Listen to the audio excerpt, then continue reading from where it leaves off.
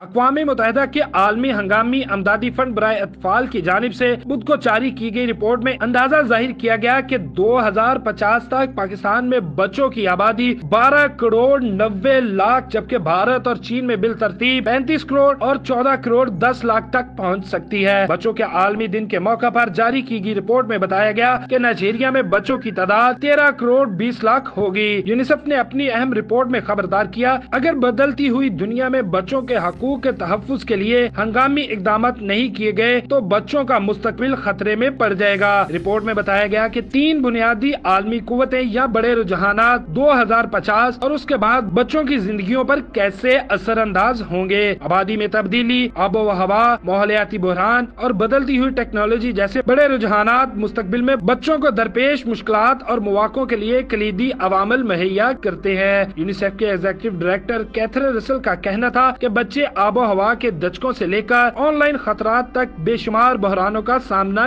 کر رہے ہیں اور آئندہ سالوں میں ان میں مزید اضافہ ہوگا۔ رپورٹ کے مطابق ماحولیاتی بحران پہلے ہی سنگین صورتحال اختیار کر چکا ہے، جس میں 2023 ریکارڈ پر گرم ترین سال رہا۔ خدشہ ہے کہ 2050 سے 2059 کی دہائی میں آب و ہوا ماحولیاتی بحران مزید سنگین صورتحال اختیار کر چکا ہوگا۔ رپورٹ میں تمام بچوں کے تحفظ اور انہیں درپیش خطرات کو کم کرنے کے لیے ٹارگٹ ماحولیاتی اقدامات کی فوری ضرورت پر زور دیا گیا ہے۔ عالمی بینک کے مطابق آج یہاں پیدا ہونے والے نوجوان بچے اپنی ترقی کی صلاحیت کا صرف 47% ہی حاصل کر رہے ہیں۔ ابھی بہت کچھ کرنے کی ضرورت ہے۔